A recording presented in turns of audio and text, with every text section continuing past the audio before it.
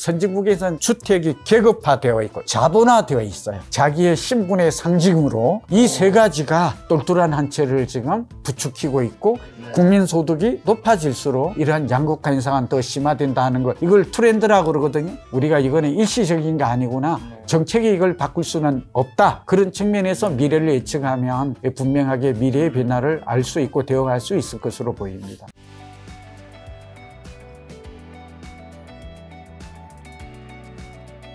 얼마 전에 구치 부동산 대책 나왔단 말이죠. 이게 이재명 정부의 이제 두 번째 이제 대책인데, 일단 구치 부동산 대책 어떻게 보셨는지랑, 여기서 이제 공급 대책들이 굉장히 많이 나왔는데 시장 안정에 기여할 수 있다고 보시는지. 많은 전문가분들은 주말에 나온 것 치고는 별 게 없었다 이런 분도 있고, 또 다른 전문가분은 서울 집값에는 별로 영향이 없을 것 같은데 경기도, 인천 이쪽에는 영향이 좀 있을 것 같다, 이런 코멘트도 있긴 하더라고요. 그런 분들이 견해가 일단 좀 옳은 것 같습니다. 우선 이제 주말에 나와서 이제 상당히 놀랍기도 하고 기대가 컸을 텐데, 아마도 이제 여러 가지를 감안해서 그런 것 같고요. 그러니까 월요일에 좀 뉴스의 여파가 좀 크지 않을까. 그리고 비밀이 많이 샜었기 때문에 이번에도 샜다고 또 국토부로 난리거든요. 그런 여러 가지 점을 감안했던 것 같고, 총평을 하자면 저는 상당한 영향이 있다.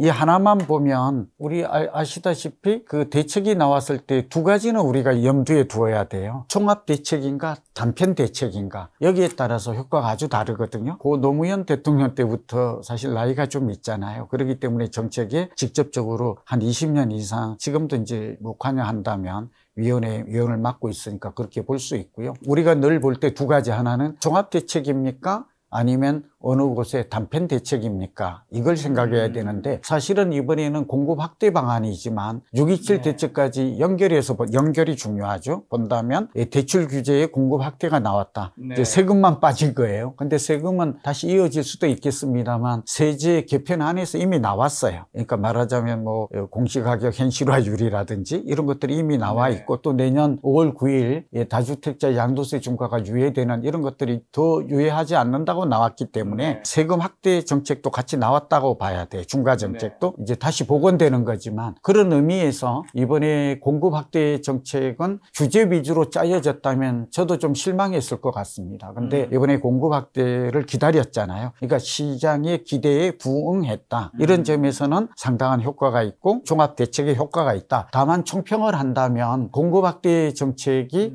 서울과 특히 우리가 말하는 강용성 마여모, 그러니까 강남, 상구, 또 우리가 집값이 많이 오르는 용산, 규제 지역이죠. 두 군데가. 그 다음에 요즘은 이제 여모, 마포, 여의도, 목동 이런 데가 뜨고 있기 때문에 이런 곳에 대한 맞춤형 타겟팅한 정책은 아니라는 점에서 결국 이런 똘똘한 한 채라고 불리는 최상위 상급 지역의 집값이 가라앉지 않으면 서울의 집값은 가라앉지 않는다. 그런 관점에서는 단기 안정 효과는 있겠지만, 그러니까 상승폭 거래량을 줄이고 단기 상승을 억제하는 효과는 있겠지만, 결국은 공급의 장기 시차성을 생각하면 중장기적으로는 충분치 않다. 그런 총평을 할 수 있겠습니다.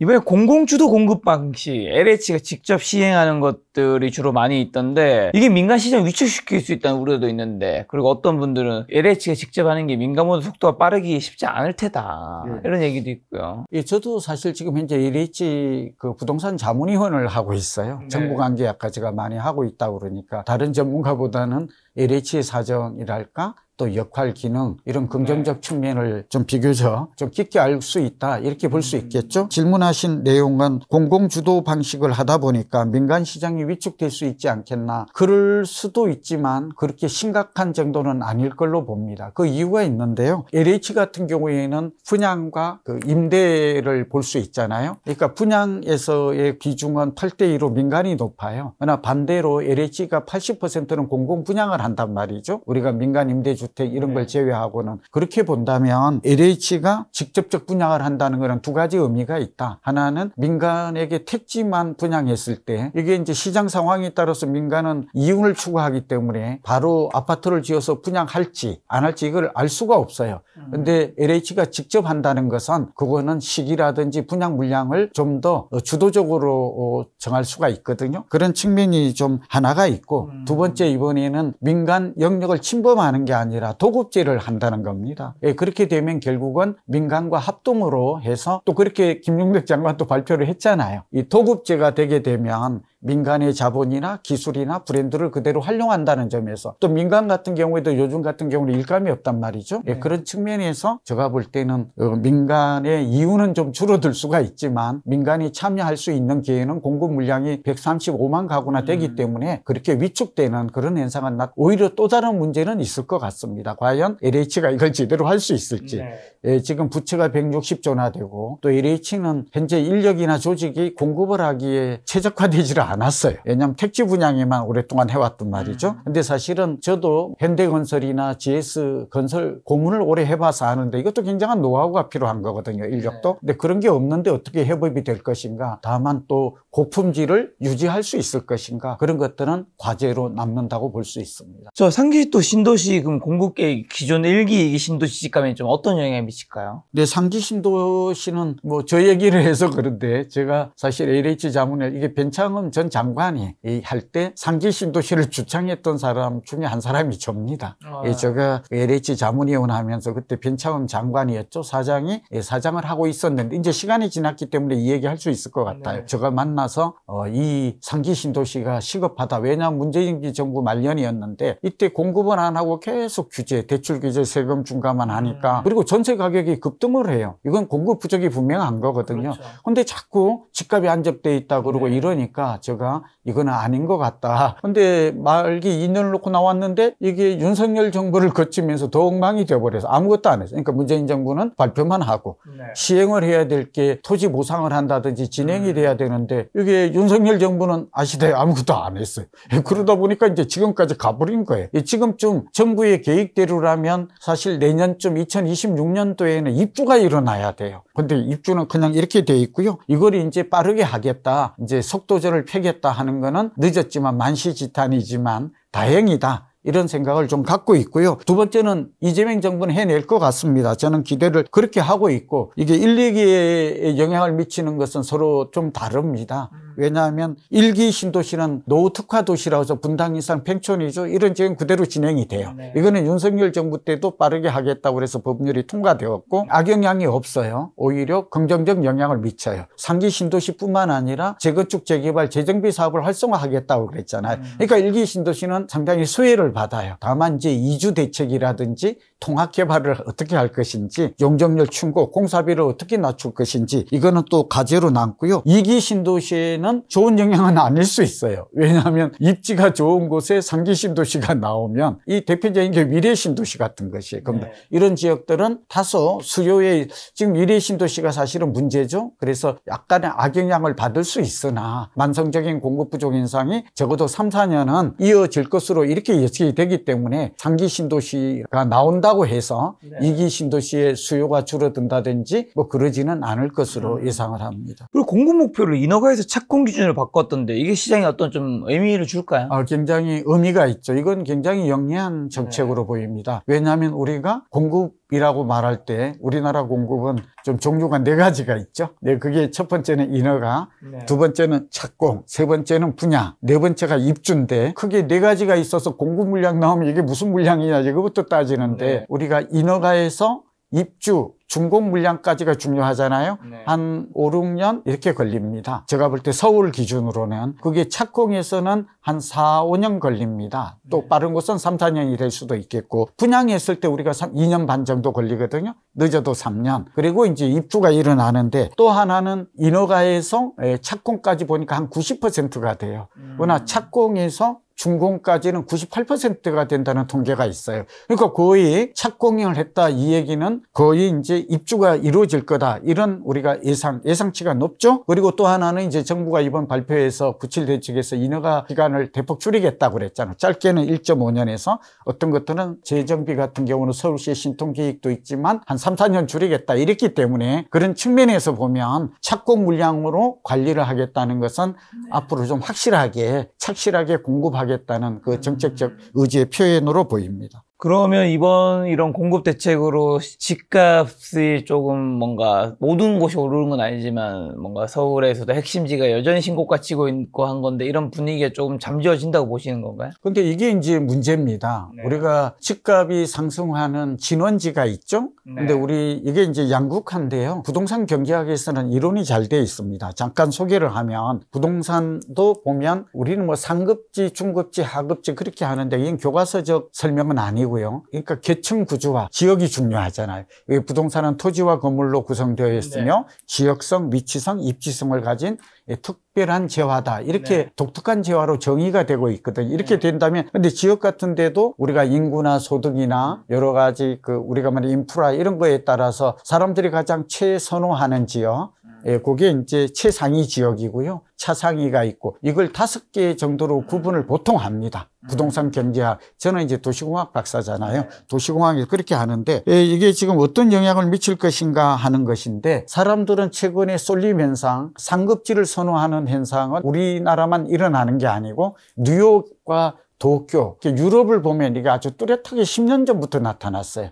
우리 서울 같은 경우에는 도쿄보다 부동산이 아닙니다. 도시공학자들은 한 10년 정도 뒤쳐 있다. 이게 도쿄가 한 10년 정도 앞서 있다. 이렇게 보는 것이고, 그 다음에 뉴욕이나 런던, 파리, 요즘은 이제 유럽이 워낙 경기가 안 좋으니까 유럽 얘기를 잘 안 해요. 지금 미국은 오르지만 유럽은 집값이 오르고 있지를 않아요. 하여튼 여러 가지로 보면 한 20년 뒤쳐 있다. 이렇게 보는 것인데, 근데 이제 국민소득이 4만 불이 되면 이 4만 불이 선진국의 기준인데 외국도 이렇게 도시경제학이라는 학문이 있는데 이렇게 살펴보면 이 소득이 높아갈수록 양극화 쏠림 현상은 아주 뚜렷해요. 그러니까 명품을 선호한다든지 뭐 입지가 5가지잖아요. 이제 다시 이어지겠습니다만 이런 좋은 곳으로 쏠리는 그러니까 좋은 차라든지 명품을 선호하는 거는 건 당연한 것이죠. 그렇게 본다면 이런 지역들의 집값은 수요를 억제한다고 그래서 그러니까 뭐 대출 규제를 한다든지 세금을 매긴다고 해서 이 수요가 줄어들지 않아요. 그리고 대체 불가능, 다른 곳에 옮겨갈 것이 없어요. 이 경제학에서는 중요한 단어가 반복되겠습니다만 대체 불가능인 거거든요. 그런 의미에서 이보다 더 나은 곳이 없다면 소위 부자들 같은 경우에는 돈이 많기 때문에 선택지가 많아요. 부동산은 가난한 사람들이 움직이는 시장이 아니잖아요. 그래서 이런 지역들의 똘똘한 한 채를 향한 수요는 이게 대기 수요가 됐던 현재 실수요가 줄이기가 어렵고 여기를 잡지 못할 것 같아요. 그렇게 되면 결국은 그 풍선 효과라고 해서 인근 지역으로 이제 직주 근접이 가장 큰 영향을 미치죠. 옮겨 풍선 효과가 나타날 것 같고 결국은 대출 규제 6억 원, 또 DSR 규제까지 겹쳐 있고 또 이번에 규제 지역은 우리가 LTV가 40%로 낮춰졌잖아요. 그런 여러 가지들을 감안하면 또 서울시 아파트 가격이 한 채 가격이 14억인 걸 감안하면 지금 14억인가요? 네네. 지금 14억 정도 평균인가요? 중인가요?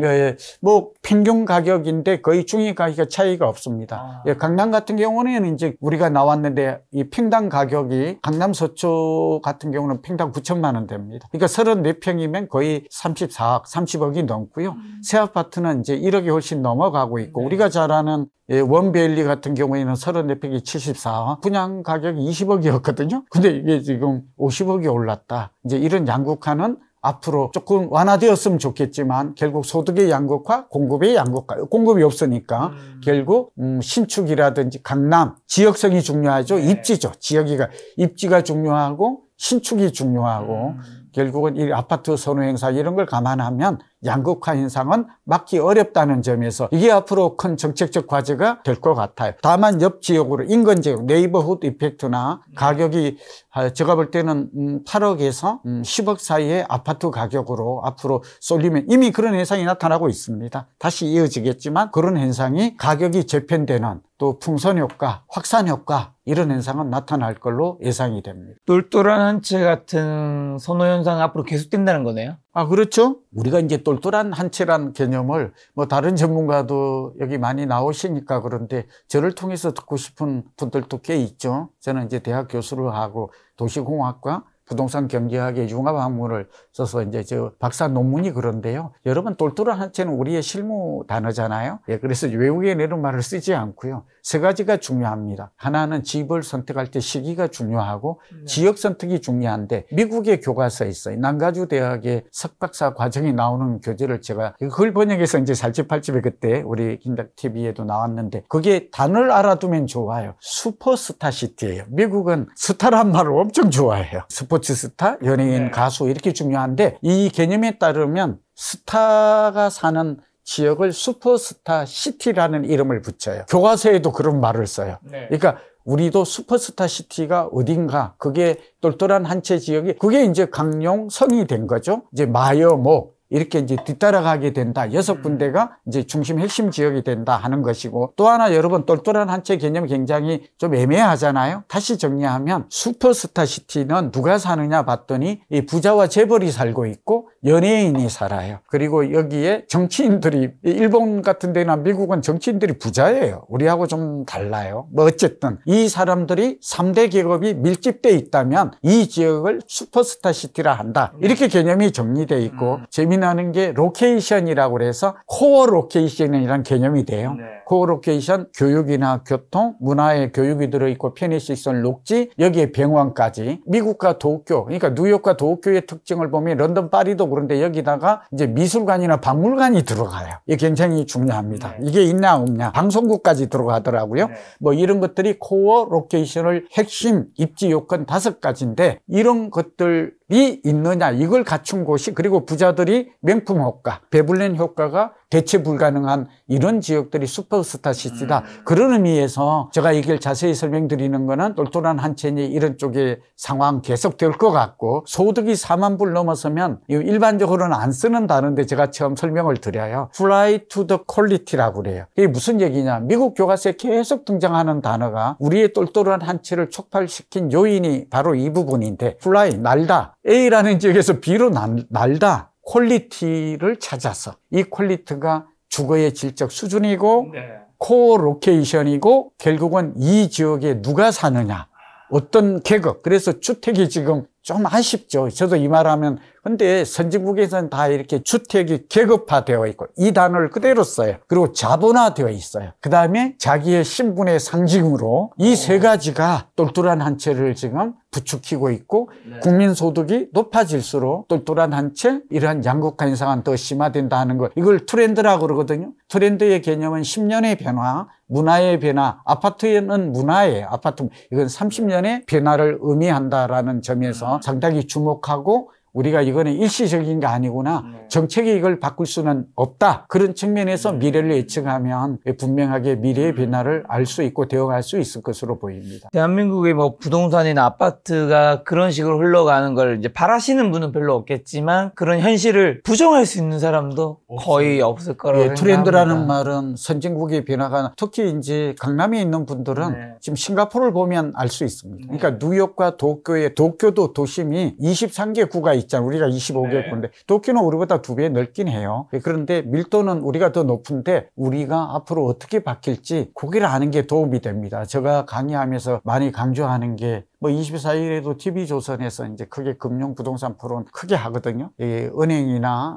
건설사가 많이 오는데 제가 강조하는 이유가, 여러분도 오셨으면 좋겠어요. 뭐 홍보 겸해서 제가 말씀드리면, 글로벌 부동산 동향이 우리는 주식만 동조화된다고 이렇게 알고 있잖아요. 매일매일 다우존스나 나스닥 이렇게 보고 있는데요. 사실은 정확하게는 지금 우리나라 집값이 오르는 배경에는 일본이 2년째 오르고 있고 미국이 1년째 오르고 있고 싱가포르도 2년째 올라요. 싱가포르 집값과 강남 집값은 가격이 비슷해요. 소득 수준과 PIR. 그래서 집값도 이렇게 좀 오늘 사고를 좀 넓혔으면 좋겠어요. 우리 정책만 놓고 집값이 이렇게 보는 것도 의미가 있지만, 뭐 정책도 금리 막 여러 가지 이제 하나씩 나오겠지만 글로벌 동조화도 있고, 글로벌 집값 대비해서 서울의 집값이 과연 비싼지 싼지, 서울 강남의 집값은 도대체 글로벌 도시에서 세계의 랭킹이 지금 한 10위 정도 되는데 9위, 10위. 싱가포르 집값과 비교하면 도대체 싼지 비싼지, 또 싸다면 언제까지 얼마만큼 올라갈 수 있는지, 이런 걸 예측하는 것은 아주 정확하게는 힘들지만 70%의 확률로는 그 정도로 지금 부동산 경제학,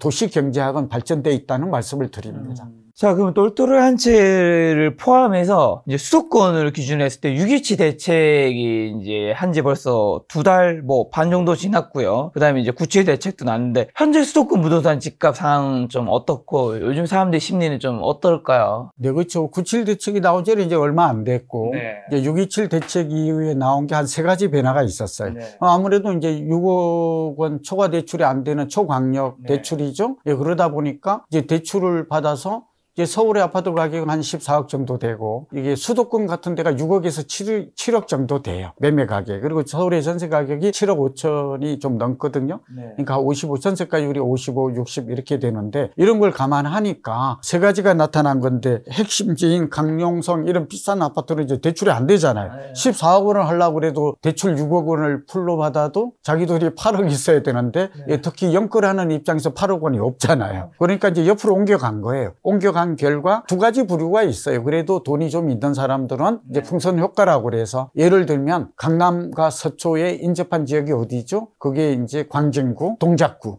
예, 송파에 인접한 게 강동구죠. 그다음에 용산에 인접한 게 동대문구죠. 예, 청량리가 있고, 여의도 이런 쪽에 인접한 지역들이 동작구예요. 동작구에 크게 핵심이 흑석동과 노량진, 본동 뭐 이런 데가 있잖아요. 그리고 영등포 일부로 좀 옮겨간 거예요. 실제로 최근에 이들 지역의 집값이 오른 것으로 통계가 나타나고 있거든요. 그러니까 하이엔드 주택은 이제 가격은 떨어지지 않았어요. 한번 다시 정리를 하면 3가지 성과가 나타났는데, 겨냥을 한 거는 강용석, 마여목 집값이 오른 거잖아요. 이것 때문에 대출을 했더니 서울 지역 같은 경우에는 거래량이 한 30% 이상 줄었어요. 반토막 났다 이런 것도 있고, 그런 가운데도 서울의 집값 상승폭은 둔화됐을 뿐 상승 추이는 그대로 유지됐어요. 이게 굉장히 중요한 얘기입니다. 그러니까 반전을 시켜야 되잖아요. 상승해서. 이걸 못했어요. 2달 동안. 이걸 못했기 때문에 결국은 6.7 대책이 완전히 집값을 잡았다 이런 평가를 내기는 어려워요. 그리고 거래량이 감소했으니까 네. 9월 들어서 집값이 또 내릴 것이다 이 기대도 못해요. 9.7 대책이 나왔어 해도 9월의 집값 상승세는 여전히 서울이 유지돼요. 그러나 2번째 특징은 소위 말하면 똘똘한 한 채, 이 규제 지역인데, 강용성 이런 지역들이 보니까 거래는 줄었는데 거래되는 상승 거래라고 그래요. 상승 거래가 뭐죠? 종전에 거래됐던 가격 대비 해서 오른 가격이 된 게 거의 50%가 넘어요.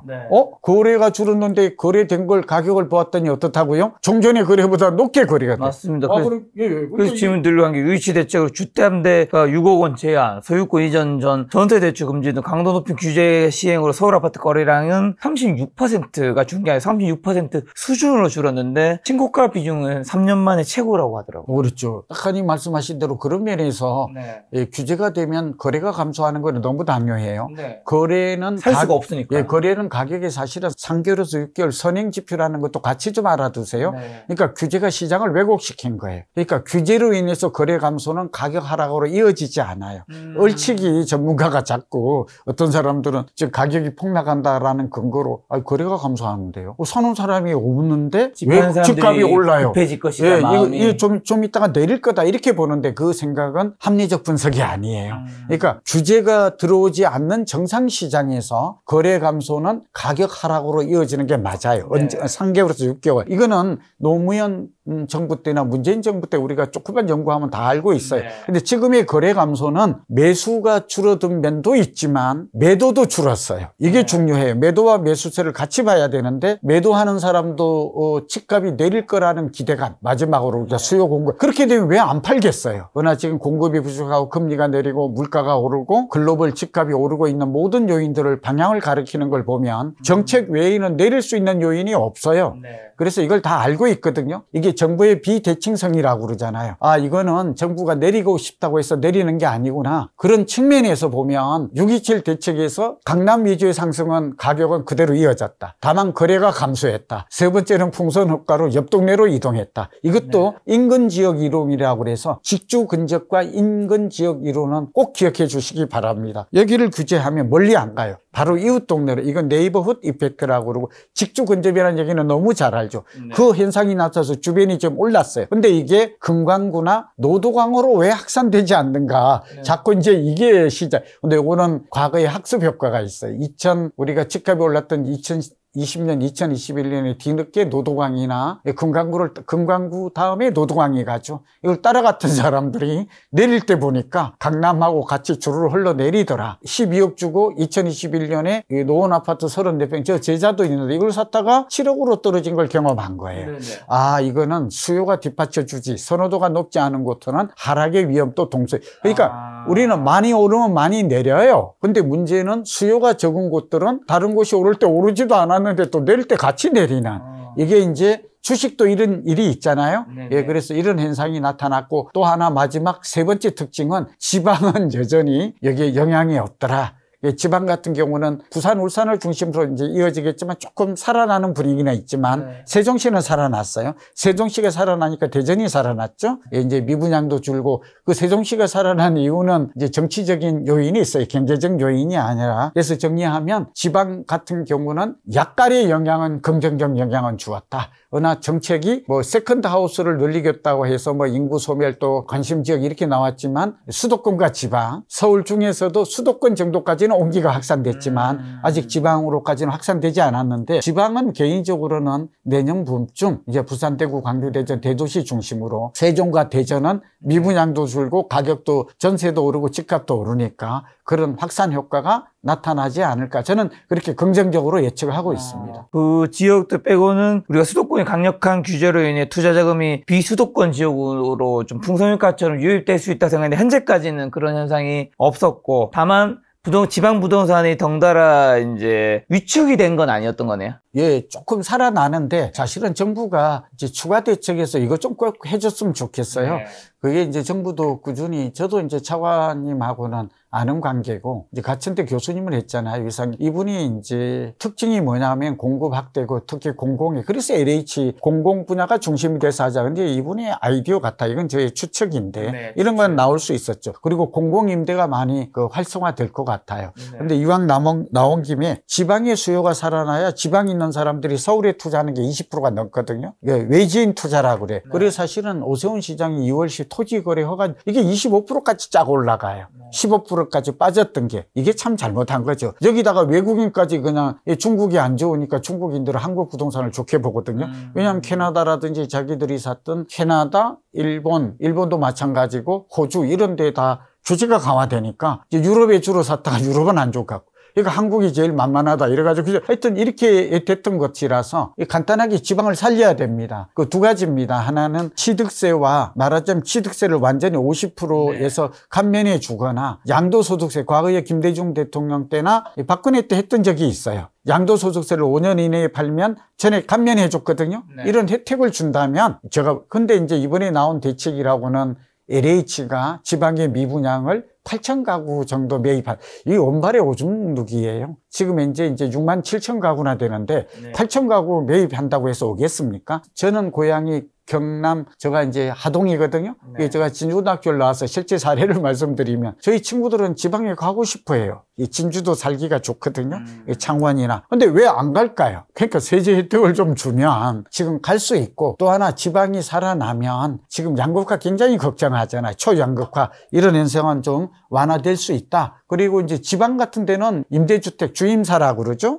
예, 아파트를 사서도 장기 임대 사업 8년 이상 하는 사람에게 혜택을 주면 그러니까 안정적인 5%의 임대 수익을 노릴 수는 있어요. 지방도 아파트도 보니까 임대 수익은 지방이 높아요. 한 6%로. 서울보다 높아요. 그리고 아까 이제 6.27 대책 여파로 해서 조금 또 하나 첨언하면 이제 네 번째 특징이 그 아파트보다는 비아파트인 다세대 빌라의 거래량이 오히려 굉장히 한 50% 이상 서울을 중심으로 해서 한강구에 증가했다. 그런 얘기도 같이 보면서 제가 볼 때 아파트 위주의 상승 이런 걸 막아야 한다. 비아파트, 오피스텔과 빌라 같은 경우도 수요가 좀 몰리게 하고 지방의 아파트는 수요 진작책이 좀 시급히 필요하다는 말씀을 드립니다.